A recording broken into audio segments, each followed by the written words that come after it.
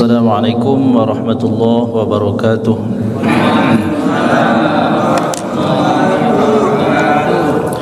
Bismillahirrahmanirrahim. Al-Fatihatu ila arwahi kafati ibadillahi salihin wa walidina wa masyayikhina fi dini wa zawil huquqi alaina wa amwati ahli hadhihi al-ballati min ahli la ilaha illallah ajma'in thumma ila arwahi amwatil muslimin wa ahyahum ila yaumiddin anna allaha yaghfir lahum wa yufarriju qurubal muslimin ويرحمهم ويشفي مرضهم ويجمع شملهم على الهدى ويؤلف ذات بينهم ويولي عليهم خيارهم ويصرف عنهم شرارهم ويكفينا وإياهم شر الفتن والمحن والمؤذين والمتعديين من قريب أو بعيد ويرخي أسعارهم ويغزر أمطارهم ويعطي كل سائل منا ومنكم سودا ولا ما يرضي الله ورسوله ويفتح علينا فتوح العارفين ويختم لنا بالحسنى وهو راض عنا في خير ولطف وعافية وإلى حضرة النبي محمد صلى الله عليه وآله وصحبه وسلم ثم إلى روح نبينا محمد الفاتحة. أعوذ بالله من الشيطان الرجيم. بسم الله الرحمن الرحيم. الحمد لله رب العالمين الرحمن الرحيم مالك يوم الدين إياك نعبد وإياك نستعين اهدنا الصراط المستقيم صراط الذين أنعمت عليهم غير المغضوب عليهم ولا الضالين آمين. Bismillahirrahmanirrahim. Al-Rawi berkata rawi, falamma habbat nasamatul qabuli wal imani. Ini bahasanya luar biasa. Kalau kita tidak memahami bahasa Arab atau sastranya, itu kita hanya mendengar dan bisa mengerti terjemahnya saja. Tapi sebenarnya kalimat ini sangat luar biasa. Ini tidak mungkin keluar kecuali daripada lisan yang benar-benar ahli dan daripada lisan yang telah tersambung qalbunya kepada baginda Nabi sallallahu alaihi wa alihi wasallam. Dengan ucapan beliau ini seperti ini. Falamma habbat nasamatul qabulu bil imani wal imani. Maka apabila angin penerimaan dan keyakinan itu telah berhembus. Jadi ibaratnya itu kita kan bisa saja kalau kita ini mau mencari bahasa, bagaimana kita bahasakan yang bisa menginformasikan bahwa berita telah sampai ke si anu. Bisa saja kita katakan dan ketika orang-orang itu telah mendengar kabar, atau kita katakan dan ketika orang itu telah menyampaikan berita itu kepada si fulan. Kan sama maksudnya, tapi kalimatnya enggak seperti itu. Mereka menggunakan kalimat yang luar biasa. Kenapa? Karena hembusan angin itu, yang namanya hembusan angin akan diterima dengan lemah lembut dan akan masuk bahkan ke dalam jantung manusia. Falamma habbat nasamatul qabuli wal imani. Maka apabila angin itu telah berhembus, maknanya lah angin penerimaan akan keislaman wal iman dan akan iman. Fa awwalu man nasaqahu Salmanu. Maka orang pertama yang menghirup udara itu adalah Salmanu, namanya adalah Salman.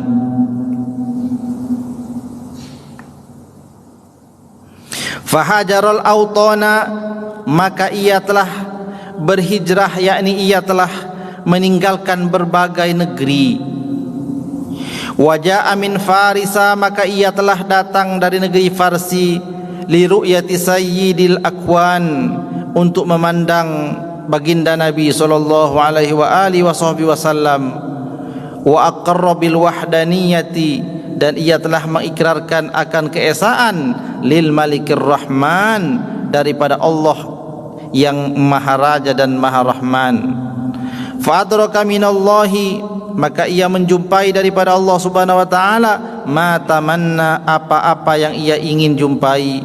Wa ma khaba sa'yuhu wa la ta'anna, liqaulihi sallallahu alaihi wa alihi wa sahbihi wa sallama Salmanu minna.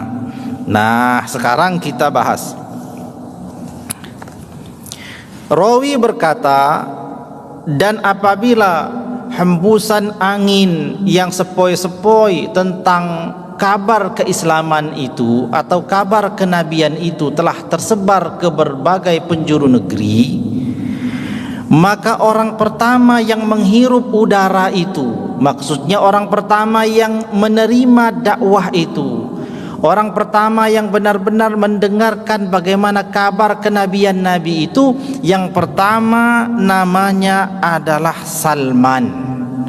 Kita kenal namanya adalah Salman Al-Farisi, orang Farsi. Fahajarul auton, fahajaro, maka ia Salman telah berhijrah al-autona, melintasi berbagai negeri. Jadi kisah Salman ini adalah kisah yang sangat mengharukan. Bagaimana kisah Salman? Sampai-sampai Salman Al-Farisi itu mendapati agama Islam setelah ia melewati berbagai negeri. Kita akan kisahkan bagaimana kisah Salman ini, sehingga di dalam satu bait yang pendek ini sebenarnya terkandung kisah yang sangat luar biasa dalamnya. Terkandung kisah yang di dalam kisah itu telah menjadikan kita memiliki keyakinan yang lebih akan perjuangan para sahabat baginda Nabi demi mendapatkan iman. Nah, sekarang kita perhatikan bagaimana kisah Salman ini. Salman kurang lebih ini dituliskan, kalau kita mengaji kitab hadis, dituliskan di dalam riwayat Imam Ahmad bin Hanbal di dalam hadis yang panjang, atau Imam Al-Baihaqi di dalam kitabnya As-Sunan Al-Kubra, juga Imam At-Tabrani, juga di dalam Tabaqat Imam Ibnu Sa'ad dituliskan kisah yang panjang tentang bagaimana proses Salman, sehingga Salman ini dikukuhkan termasuk orang pertama kali yang menerima dakwah Nabi yang asalnya dari negeri yang jauh. Kalau orang yang pertama kali menerima dakwah Nabi di sekeliling Nabi sudah masyhur, itu adalah orang yang paling baik, yang ketika keimanannya ditimbang dengan keimanan seluruh makhluk di muka bumi ini, maka kalah keimanan seluruh makhluk dibanding keimanannya. Siapakah dia? Sayyidina Abu Bakar As-Siddiq radhiyallahu ta'ala anhu. Itu orang pertama kali masuk Islam di sekeliling Nabi. Kemudian ditambah dengan istri baginda Nabi namanya Khadijatul Kubra, ditambah lagi dengan daripada kalangan kelompok muda namanya Imam Ali karramallahu wajhahu, atau sebagian daripada sahabat-sahabat Nabi yang lain yang tidak lebih dari 5 orang itu. Tapi hembusan angin Islam itu, kabar-kabar baik tentang kenabian itu pun sampai ke penjuru negeri-negeri yang jauh. Nah, orang yang pertama kali menyambut seruan itu yang berasal dari negeri yang jauh adalah Salman. Namanya Salman, dikatakan Salman Al-Farisi karena ia orang daripada orang Parsi atau Persia. Nah, kita bacakan kisahnya seingat saya. Jadi dengan makna, Salman itu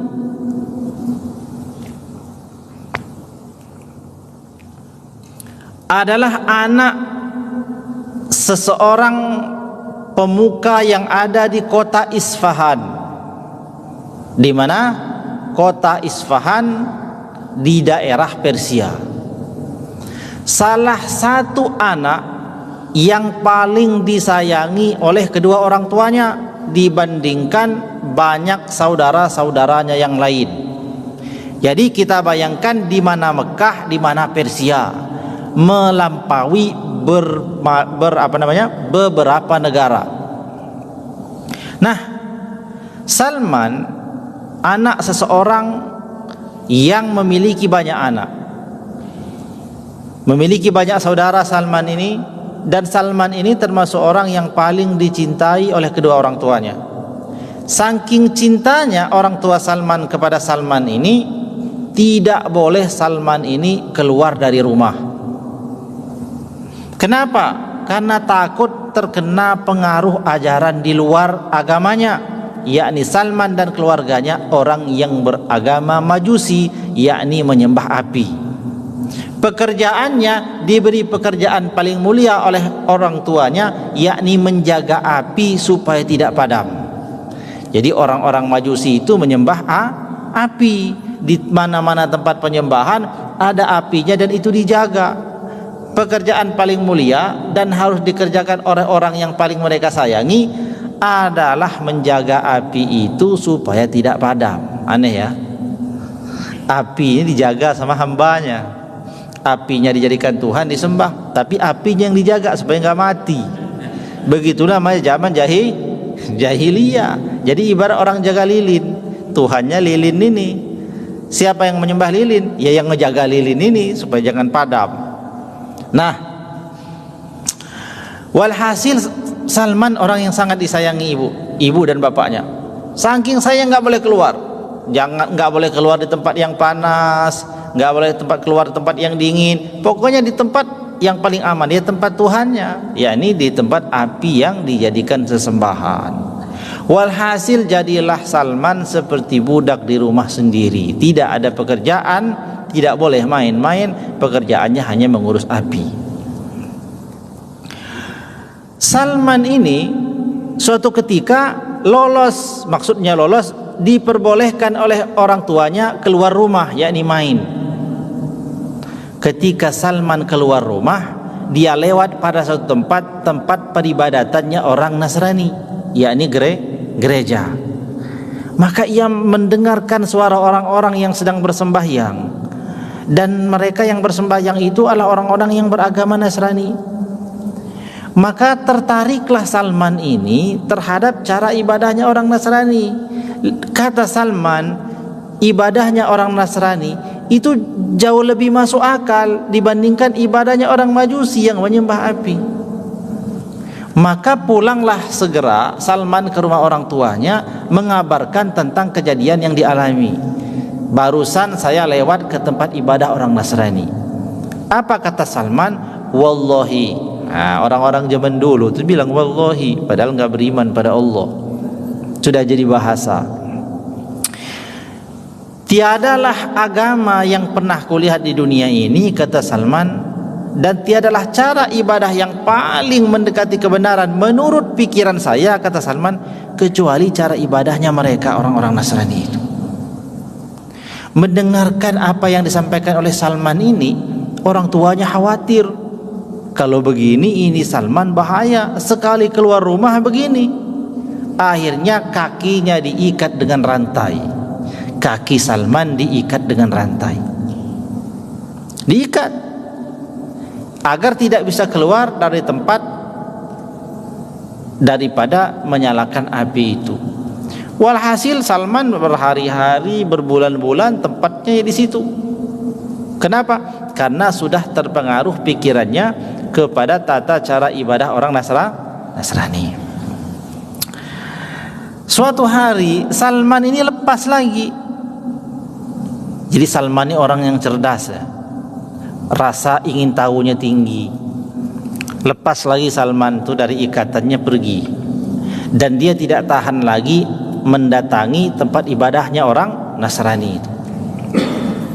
Sampai di tempat ibadahnya orang Nasrani, ketemulah dia kepada seorang pendeta, dan ia bertemu dengan pendeta itu lalu berkata, wahai bapak pendeta, aku telah mendengar dan melihat tentang bagaimana cara ibadahmu dan pengikutmu. Sungguh aku sangat tertarik dengan cara itu. Itu lebih baik dari cara-cara orang-orang kami, yakni orang yang beragama Majusi. Izinkanlah aku tinggal bersamamu, aku ingin mengabdi kepadamu. Walhasil singkat cerita, dengan berbagai cara Salman merayu seorang pendeta. Walhasil pendeta itu mengizinkan Salman untuk tinggal bersamanya, mengurus tempat ibadah dan sekaligus bermalam dengan pendeta itu. Tetapi ada yang ganjil di pikiran Salman.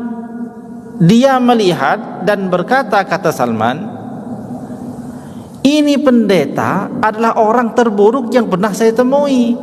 Kenapa?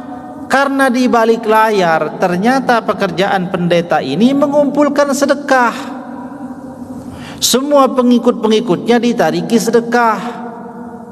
Kemudian sedekah itu dikatakan akan dibagikan kepada yang berhak, tapi ternyata dengan kepalanya sendiri, dengan mata kepalanya sendiri, Salman melihat pendeta ini menyimpannya di dalam peti dan dipakai untuk kepentingan pribadinya. Walhasil, seingat saya dikatakan dalam Tabaqat Ibnu Sa'an itu sampai terkumpul 7 peti emas terkumpul oleh seorang pendeta ini. Dilihat ini pendeta, katanya pendeta kok begini, tapi disimpan dalam hati. Tibalah hari kematian pendeta itu, lalu pendeta itu mati. Lalu semua orang datang berbondong-bondong ingin mengurus jenazahnya. Pada saat orang berbondong-bondong ingin mengurus jenazah seorang pendeta ini, maka Salman tidak tahan ingin memberitahukan apa yang ia ketahui, dan dia sampaikan itu kepada seluruh masyarakat tentang kejadian dan kelakuan seorang pendeta itu selama ia bersamanya. Tapi orang-orang kan kadung sudah terlalu percaya dengan pendeta itu, sehingga mereka enggak percaya apa yang disampaikan Salman. Mereka baru percaya kalau Salman bisa memberi bukti, lalu Salman bisa menunjukkan bukti itu. Kalau masyarakat tidak percaya, saya bisa menunjukkan buktinya. Lalu Salman bawa ke tempat penyimpanan harta itu, dan mereka temukan 7 peti emas yang ditarik dari masyarakatnya itu. Akhirnya pendeta itu tidak mereka kebumikan karena emosi masyarakat. Akhirnya pendeta itu disalib. Mereka salib dan diletakkan di pinggir jalan. Ini berakhir kisah seorang pendeta. Akhirnya siapa yang menjadi pengurus tempat ibadah pada saat telah meninggal dunianya seorang pendeta pertama, maka diganti dengan pendeta yang kedua. Ini kisah ya, ini kisah benar nih, bukan dongeng. Kisah Salman Al-Farisi yang beliau ceritakan sendiri kepada Sayyidina Abdullah bin Abbas ketika beliau menceritakan cerita kedua. Cerita pertama, ketika datang Salman Al-Farisi nanti ketemu Nabi, dia ceritakan proses ini. Dan ketika dia bertemu dengan Sayyidina Abdullah bin Abbas, dia ceritakan cerita yang pernah dia ceritakan ke Nabi. Jadi yang dalam riwayat hadis itu riwayat Imam Ibnu Abbas yang didengar langsung daripada Salman Al-Farisi. Nah, kemudian kita singkat-singkat digantikan dengan pendeta yang kedua. Pendeta yang kedua punya sifat yang sangat berbeda. Tidak ada yang ia kerjakan selain daripada ketaatan kepada Tuhan. Setiap malam ia melaksanakan solat, dan orang-orang terdahulu itu perlu kita ketahui bahwa pendeta yang dimaksud adalah pendeta yang benar-benar menguasai daripada kitab Injil, dan ia benar-benar beramal dengan kitab suci itu. Jadi benar-benar orang ahli kitab yang soleh. Pendeta yang kedua ini terus menerus ibadah sampai akhir masa akan wafatnya pendeta ini. Salman Al-Farisi tidak pernah melihat yang dilakukan oleh pendeta itu kecuali melakukan sesuatu yang baik, dan ia benar-benar terkesima dengan pendeta ini. Kemudian jatuh sakit pendeta yang kedua ini, dan terlihat tanda-tanda akan mengalami sakaratul maut. Lalu Salman mendekati pendeta ini seraya berpesan, "Wahai pendeta, aku mengucapkan terima kasih kepadamu dengan segala yang telah engkau ajarkan kepadaku. Dan sekarang terlihat tanda-tanda akan datang takdir Allah berlaku padamu." Maknanya telah ada tanda-tanda bahwa engkau akan segera meninggal dunia. Pada saat nanti engkau meninggal dunia, akan engkau titipkan kepada siapa aku ini? Kepada orang yang sama sepertimu, punya keyakinan sepertimu, dan memiliki kesolehan seperti kamu. Maka seorang pendeta tadi itu berkata, apa kata pendeta tadi? tidak ada orang di dunia ini yang aku ketahui memiliki keyakinan yang sama sepertiku dan ia termasuk orang yang soleh, kecuali hanya satu orang yang ada di kota Mosul, yakni Irak. Tadi dia di mana? Di Persia, satu di Irak. Kata pendeta yang di Persia, enggak ada orang yang keyakinannya sama seperti saya, yang memiliki kesolehan yang luar biasa itu, kecuali satu orang yang ada di Mosul, yakni yang ada di Irak. Setelah kematianku, engkau carilah orang tersebut, pergilah engkau ke sana. Walhasil singkat cerita, pendeta itu pun meninggal dunia, lalu ia pergi ke Irak. Bagaimana proses dia pergi ke Irak? Itu sangat luar biasa. Kita bisa bayangkan bagaimana proses seseorang yang tidak dibekali oleh kedua orang tuanya, karena memang tidak diridhoi. Artinya dia pergi, kemudian tidak memiliki usaha apa-apa, tapi ingin mencari kebenaran. Walhasil dengan berbagai cara, Salman Al-Farisi hijrah dari kota Persia ke daerah Mosul yang ada di Irak. Sampai di Irak ditemukanlah seseorang pendeta yang bernama Fulan tadi itu. Lalu ia sampaikan ceritanya, saya diutus oleh pendeta Fulan kepadamu menemuimu untuk menerima ilmu dan ingin tinggal bersamamu. Walhasil satu pendeta yang ditunjukkan benar-benar ia temui dan ia tinggal bersamanya dalam waktu yang lama. Tinggal di situ, ibadah bersamanya. Dia saksikan tidak ada pekerjaan pendeta ini kecuali membaca kitab suci. Tidak ada pekerjaannya kecuali ibadah di malam hari. Tidak ada pekerjaannya kecuali dia mengabdi kepada masyarakat. Benar-benar pendeta yang soleh, sebagaimana informasi yang disampaikan oleh gurunya yang kedua tadi itu. Kemudian selanjutnya cerita berlanjut. Setelah beberapa lama tinggal bersama, tampak pula lah tanda-tanda kematian pendeta itu. Usia sudah semakin tua, jatuh pula pada keadaan yang sakit, dan itu sudah menjadi tanda akan kematiannya.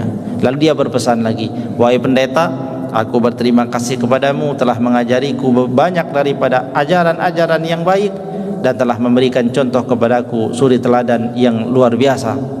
Dan sekarang telah ada tanda-tanda bahwa akan berlaku takdir Allah kepadamu. Maka setelah nanti engkau wafat, berwasiatlah engkau kepadaku, kepada siapa aku harus engkau titipkan. Lalu pendeta yang ada di Irak, yang ada di Mosul tadi itu berkata, tidak ada lagi orang yang aku ketahui yang memiliki keyakinan seperti aku dan memiliki kesolehan yang baik kecuali satu orang yang ada di daerah Nasibin, yakni satu daerah yang ada di Aljazair. Dari Persia ke Irak, dari Irak ke Aljazair. Singkat cerita, dia terus menerus berusaha supaya ia bisa sampai ke Aljazair. Nah, ketika di Aljazair itu beliau sempat memiliki beberapa ekor ternak, yakni kambing. Lalu beliau ternakkan itu. Di Aljazair ketemu dengan pendeta, ketemu, dan sama ceritanya. Pendeta yang soleh, tidak ada pekerjaannya kecuali melakukan kebaikan-kebaikan. Tiada waktu malam yang dilewati kecuali munajat kepada Allah Subhanahu wa ta'ala. Tial pendeta yang ada di Aljazair. Lalu setelah ada tanda-tanda itu, maka tiada hari-hari yang dilewati kecuali membaca daripada kitab suci.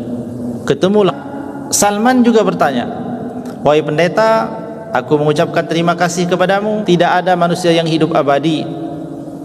Datanglah waktu menjelang ajal. Atas semua jerih payahmu memberikan aku banyak pengetahuan dan telah menjadikan aku termasuk sebagian daripada muridmu. Dan sekarang takdir Allah SWT telah mendekatimu. Terlihat tanda-tanda takdir Allah akan berlaku padamu. Maka nanti pada saat engkau wafat, akan engkau titipkan kepada siapa aku, kepada siapa engkau utus agar aku menemuinya. Maka seorang ini berkata, hanya ada satu lagi orang yang sepertiku, yakni seorang pendeta yang ada di Romawi, ya, daerah Romawi ini, yang terakhir nih, yang ada di daerah Amuria, di kota Amuria atau Romawi.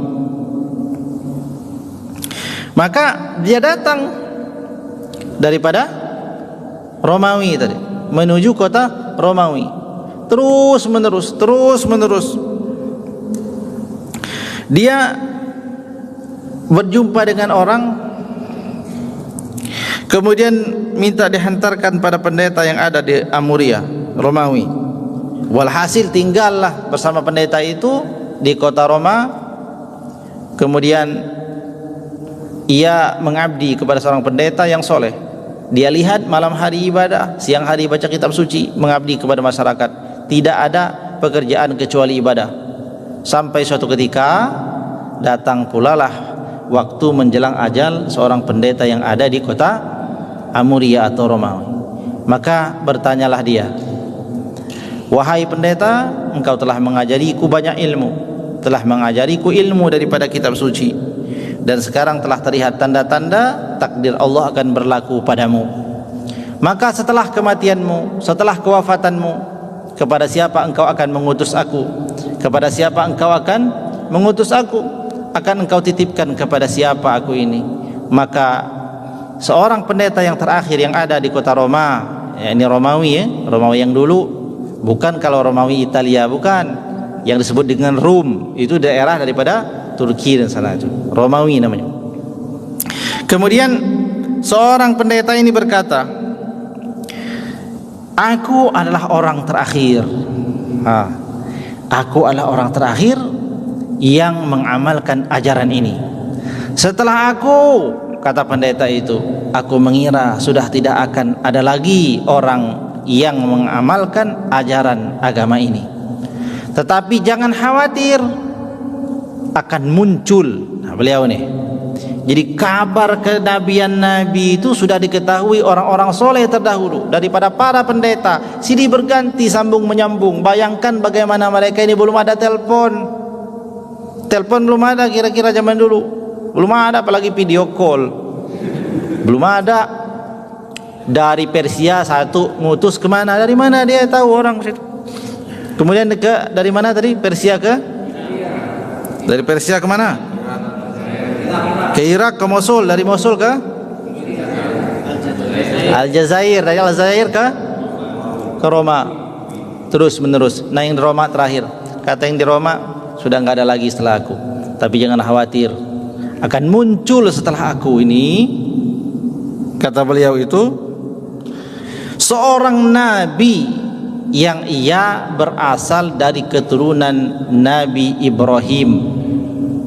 Akan muncul seorang nabi yang ia datang dari keturunan daripada Nabi Ibrahim alaihissalam. Dia lengkap ini kabar yang disampaikan oleh seorang pendeta yang terakhir. Dia adalah orang yang akan diusir dari negeri kelahirannya. Kemudian dia akan terusir dan akan berpindah ke suatu negeri yang di negeri itu ditumbuhi oleh pohon-pohon kurma. Kemudian selanjutnya dia adalah orang yang menerima hadiah tetapi tidak mau menerima sedekah. Yang keempat, memiliki tanda di antara dua tulang belikatnya yang disebut dengan khotamun nubuwah, stempel kenabian. Modalnya ini, berita yang disampaikan oleh pendeta yang terakhir ini. Maka jikalau engkau berkehendak dan engkau mampu, pergilah engkau ke negeri itu dan tunggulah kedatangannya. Dimulai dari sinilah petunjuk Allah Subhanahu wa ta'ala kepada seorang sahabat yang bernama Salman Al-Farisi. Walhasil Salman Al-Farisi berusaha terus menerus bagaimana caranya supaya diantarkan ke sebuah negeri ini, negeri yang ada di antara dua perbukitan, ya kita kenal dengan negeri Mekah itu. Maka membawa beberapa ekor kambing yang dia hasil gembalanya itu dijual dengan orang. Kemudian tidak dijual, dia berjumpa dengan orang, dan orang tersebut menawarkan diri supaya mereka yang mengantarkan daripada Salman ini ke negeri Mekah dengan bayaran beberapa ekor kambing yang dia punya. Walhasil Salman menyetujuinya. Tetapi di perjalanan ternyata orang yang menawarkan jasa itu adalah orang yang zalim, orang yang suka menipu. Kambingnya diambil dan Salman dijual menjadi budak. Salman kasih kambing, diambil oleh orang tadi itu. Kurir kira-kira apa, penyuluh jalan, guide ya. Dibawa oleh beberapa orang nih. Sampai di tengah jalan kambingnya diambil, ketemu orang-orang Yahudi. Berteriaklah daripada beberapa orang ini, wahai orang Yahudi, sudikah engkau membeli budak? Kata Yahudi, mau, saya memang lagi cari budak. Lah ini budak saya namanya Salman, silahkan dibeli. Namanya zaman dulu kalau sudah dibeli, budak mau tidak mau ya jadi budak. Walhasil Salman ini menjadi budak.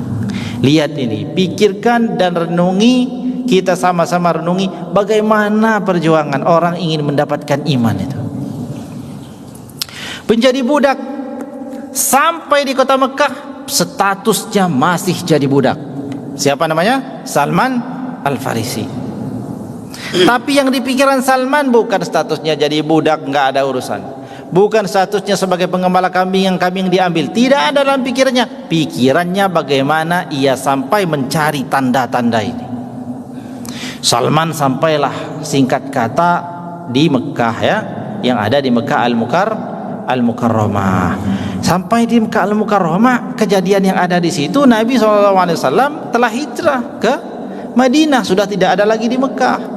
Tapi di Mekah mendengar cerita bahwasanya ada orang yang diutus menjadi nabi atau mengaku dirinya sebagai nabi yang ia telah diusir oleh warganya sendiri, oleh penduduk kampungnya sendiri, dan dia telah pergi ke daerah Madinah. Maka tanda pertama didapatkan oleh Salman. Tanda pertama, dia adalah orang yang terusir, kata pendeta tadi, terusir dari kampungnya sendiri ke negeri yang ditumbuhi oleh tanaman kurma. Maka pertama, seorang yang bernama Salman tadi itu telah mendapatkan tanda pertama, tapi status dia sebagai budak. Kemudian dari budaknya orang Yahudi terus berpindah lagi. Walhasil sampailah Salman ini ke negeri Madinah. Dan ketika dia memasuki negeri Madinah dipenuhi oleh kurma-kurma. Dipenuhi oleh kurma. Maka ia menyangka bahwa inilah yang dimaksud oleh gurunya yang di pendeta tadi itu, bahwa negeri inilah tempat berpindahnya seorang yang disebut dengan nabi tadi itu. Maka di situ oleh tuannya dia disuruh bekerja pada perkebunan kurma. Maka dia naik ke atas pohon kurma itu, pekerjaannya ngambil kurma. Suatu ketika dia sedang berada di atas pohon kurma itu, datang daripada anak majikannya, kemudian berkata, dia di atas pohon kurma, datang anak dari tuannya itu datang menemui temannya, ngomong sama bapaknya, dia dengar dari atas, celakalah kita. Kenapa? Telah berkumpul orang di Kuba, di daerah Kuba, katanya, bahwasanya telah datang seseorang yang mengaku dirinya nabi. Dan dia dengar dari atas ini. Mendengar itu gemetar kakinya, hampir dia terjatuh dari pohon kurma itu. Kemudian perlahan dia turun ke bawah, memberanikan diri bertanya kepada anak tuannya itu. Dia tanya, apakah benar yang telah engkau ceritakan tadi kepada bapakmu? Budak itu kan gak punya hak, nanya aja gak boleh. Begitu dia bertanya seperti itu, maka dia dipukuli oleh bapak seorang anak tadi itu, sambil berkata bapaknya itu, apa urusanmu ikut mencampuri urusan tuanmu? Maka Salman menjawab, tidak apa-apa, aku hanya ingin memastikan berita yang disampaikan oleh siapa? Oleh anakmu tadi itu. Walhasil dia dengar bahwa informasi itu adalah informasi yang betul. Kemudian pada suatu hari, statusnya masih budak Salman ini, dia mencari-cari yang namanya Nabi Muhammad SAW. Satu tanda, dua tanda sudah ketemu, tinggal dua tanda lagi. Satu, dia menerima hadiah tapi tidak menerima sedekah. Yang kedua, ada tanda kenabian di katifaihi, antara tulang belikatnya. Suatu hari Nabi Muhammad SAW sedang berada pada satu tempat, maka dia mendatanginya. Kemudian Nabi bersama para sahabatnya itu sedang bekerja. Kemudian Salman membawakan makanan. Kemudian ketika menjumpai Nabi, dia berkata, dia berikan itu kepada Nabi, ini aku berikan kepada kamu semuanya sebagai sedekah dariku. Mendengarkan ucapan Salman, Nabi menjawab, memerintahkan para sahabatnya untuk memakan sedekah itu. Kemudian Nabi berkata, sedangkan aku, kata Nabi, tidak memakan sodakoh. Didengar oleh Salman. Tanda ketiga sudah didapatkan. Maka tinggal satu tanda lagi yang memastikan bahwa dia adalah Nabi yang diutus akhir zaman itu. Maka Salman mendekati Nabi, melihat-lihat ke belakangnya. Nabi mengetahui bahwa Salman sedang mencari sesuatu, dan yang dicari Salman Nabi sudah tahu. Ia ingin memastikan ada tanda di katifnya. Jadi ini Nabi itu sudah tahu, ya. Tahu dia apa tujuannya Salman. Datang lihat. Ini tahu Nabi itu bahwa cari tanda. Nabi memakai dua pakaian, dua lembar pakaian. Jadi pakaian Nabi itu dua lembar.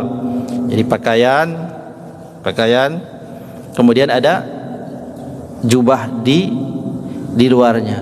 Maka Nabi mengetahui tujuan Salman, maka Nabi buka satu, kemudian terlihat ada yang disebut dengan khatamun nubuwah itu. Pada saat itulah maka Salman terlungkup di hadapan Nabi, berlutut di hadapan Nabi, seraya menjerit menangis, kemudian memeluk Nabi tanpa alasan. Kemudian setelah ia puas menangis dan memeluk Nabi, barulah ia berkisah tentang perjalanannya sampai ke hadapan Nabi. Diceritakanlah dari awal sampai akhir tentang perjalanan menemui Nabi, lalu dia ucapkan syahadat di hadapan baginda Nabi sallallahu alaihi wa alihi wasallam. Ini namanya Salman Al-Farisi. Ingat, statusnya masih budak, ya. Sudah masuklah dia Islam, tapi masih jadi budak orang Yahudi. Lalu Salman ini ingin bebas, ingin merdeka. Kata orang Yahudi itu memberi syarat, bahwasanya syarat jikalau Salman ingin bebas, dia harus memberikan kepada tuannya 300 batang pohon kurma. Ditebus dengan 300 batang pohon kurma, kemudian 40 uqiyah emas. Dari mana punya budak begitu? Walhasil, kalau nanti kamu sudah memenuhi dan telah menanam di kebunku 300 batang kurma dan telah menyediakan untukku 40 uqiyah emas, maka engkau bebas.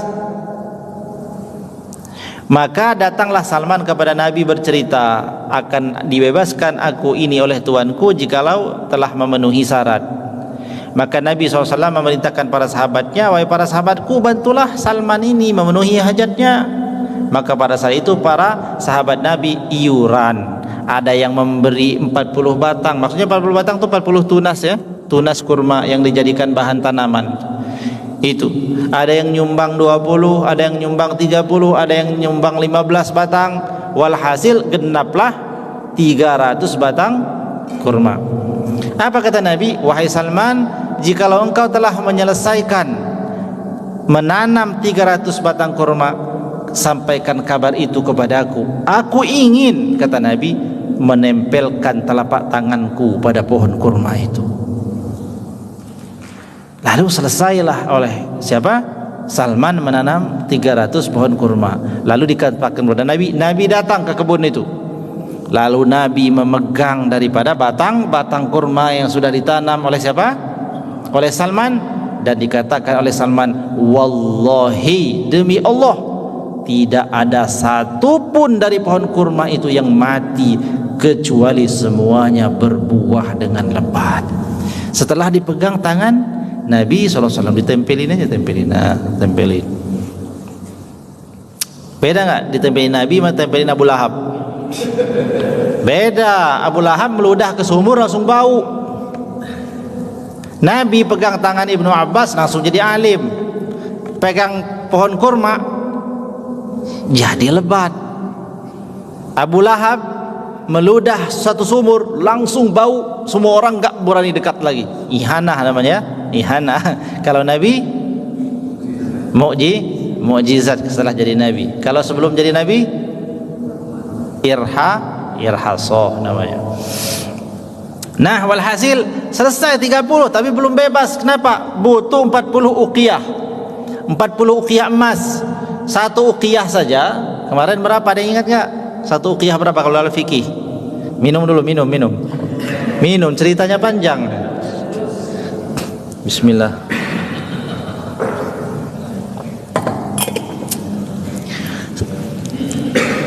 $300 pohon kurma ditambah 40 uqiyah emas. Satu uqiyah itu dalam fikih sama dengan, kalau dikonversikan kepada gram, sekitar 119 gram.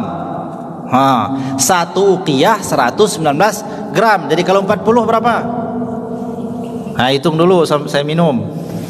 40 uqiyah. Satu uqiyahnya 119.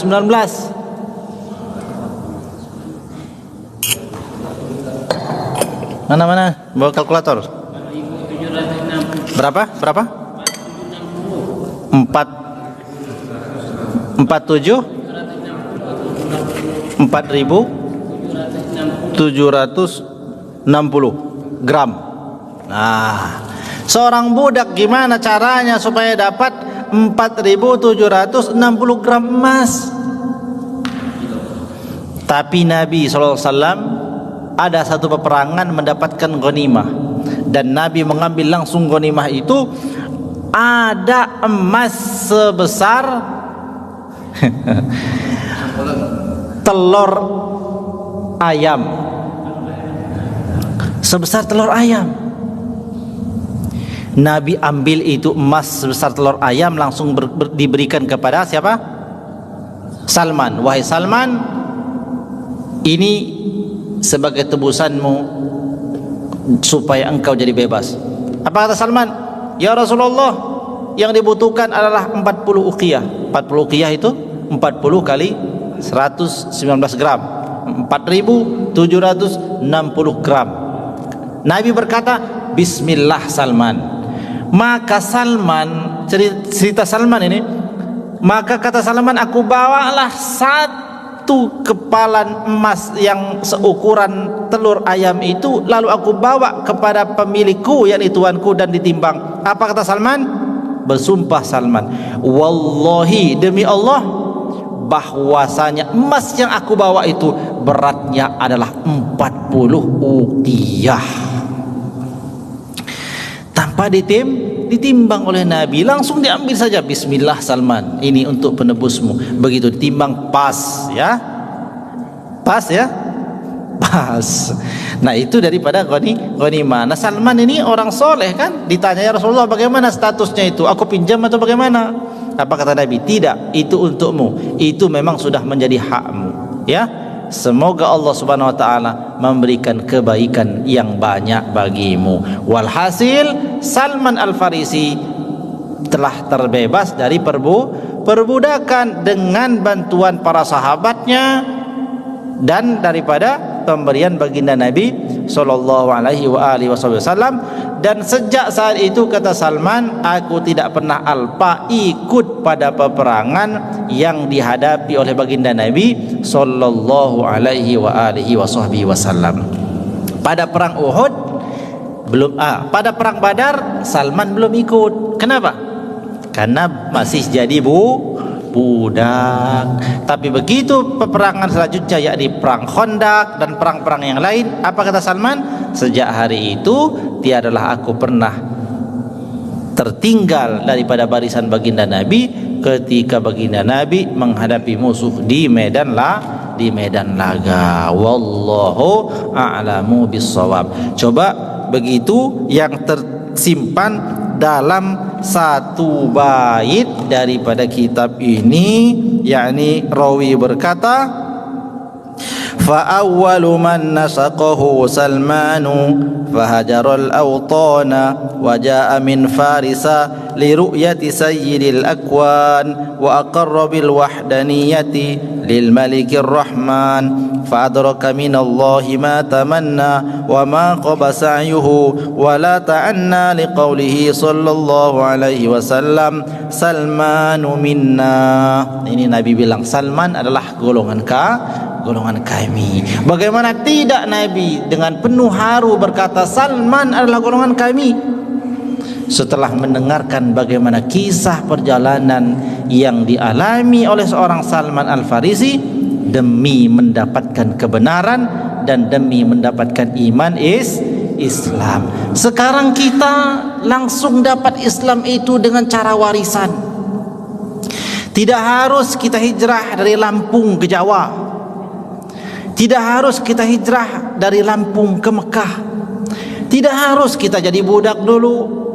Tidak harus kita pergi dari satu negeri ke negeri yang lain, berguru kepada banyak orang, di mana kita mencari tanda-tanda seperti teka-teki demi mendapatkan syahadat asyhadu an la ilaha illallah wa asyhadu anna muhammadar rasulullah. Oleh sebab itu kita jagalah iman yang ada dalam hati kita ini, dan keimanan ini sungguh mesti dijaga. Amanah pemberian dari Allah Subhanahu wa taala yang diberikan secara cuma-cuma tanpa kita minta dan tanpa usaha. Salman dapat iman dengan usahanya yang seperti itu, sedangkan kita dapatkan iman kita tanpa usaha dan tanpa kita minta. Tidak pernah kita minta jadi seorang muslim, enggak pernah. Ada mualaf di sini? Enggak ada. Semua lahir dalam keadaan muslim dari kedua orang tua yang muslim. Dia enggak pernah minta supaya jadi orang beriman pada Allah. Dia tidak pernah juga hijrah ke mana-mana untuk iman pada Allah, tapi Allah kasih iman secara cuma-cuma. Maka betapa kufurnya kita andai kita tidak bisa menjaga iman kita, ya. Andai kita tidak bersyukur atas keimanan kita. Nah, cara syukur kita atas iman kita itu ya iman kita jaga. Bagaimana cara kita jaga iman? Enggak ada tempat lain, bukan di pasar, bukan di tempat kerja, bukan. Cara menjaga iman adalah di majlis ilmu, di mana kita mendengarkan keterangan-keterangan daripada kitab-kitab para ulama. Selain di majlis ilmu tidak. Adapun ketika kita keluar kerja itu dalam rangka kita mengamalkan kitab ini. Kita kerja cari nafkah, perintah kitab. Kita pergi cari nafkah dalam hal bersabar mendapatkan ujian, itu perintah kitab. Tapi semua berawal dari sini. Nah, ketika kita kehilangan panduan, maka kita menjadi orang yang rentan iman kita, goyah iman kita dengan segala ujian. Tapi kalau kita punya keyakinan yang kuat, kita tidak pernah lalai hati kita daripada majlis-majlis ilmu. Kita cinta benar dengan ilmu itu, karena kecintaan kita pada ilmu itu sebagaimana kecintaan kita pada agama kita. Karena ilmu itulah yang mengantarkan kita pada keyakinan terhadap agama kita. Sedalam mana cinta kita pada agama, seperti itu pula lah semestinya cinta kita pada ilmu. Semoga manfaat. Mohon maaf atas segala kesalahan dan kekurangannya.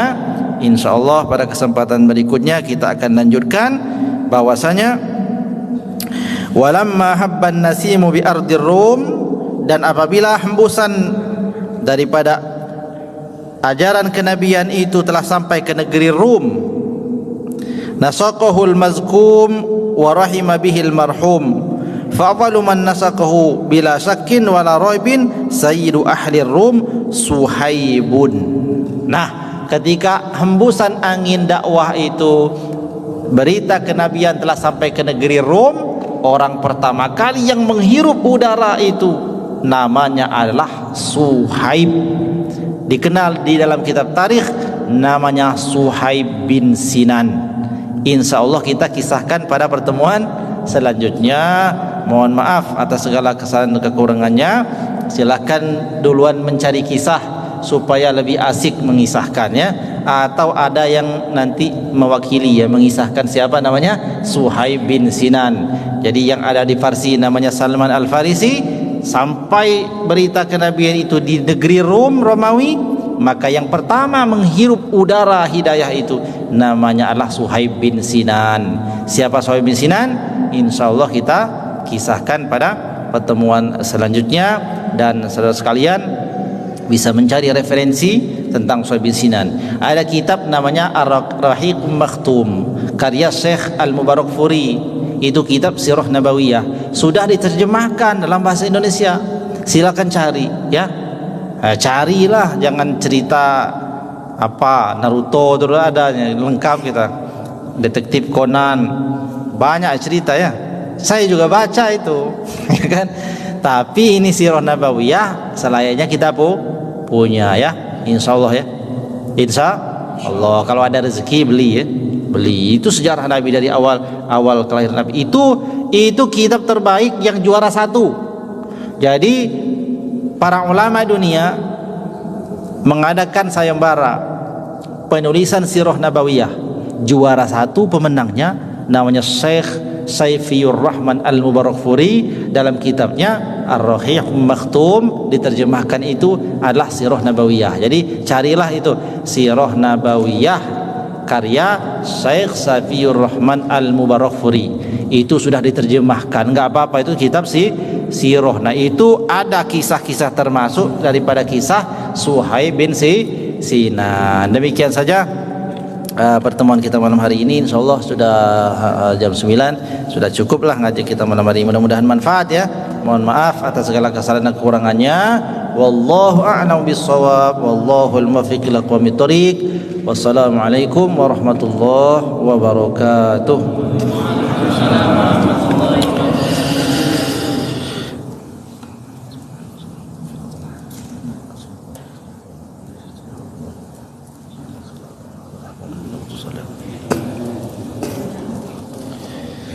Masya Allah, banyak juga yang nonton live streaming. Ada masih 117 orang. Terima kasih yang sudah menyimak, mudah-mudahan manfaat. Assalamualaikum warahmatullahi wabarakatuh.